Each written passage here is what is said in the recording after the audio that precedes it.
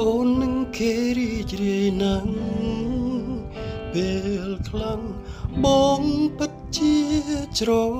ណែនសាតែងអារម្មណ៍នៅវង្វេង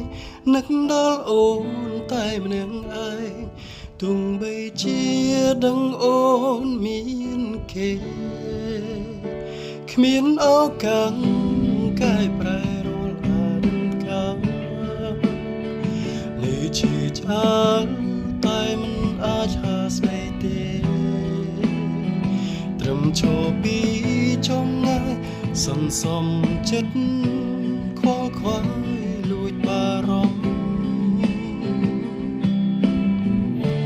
តើបងអាចធ្វើអ្វីដើម្បីអូ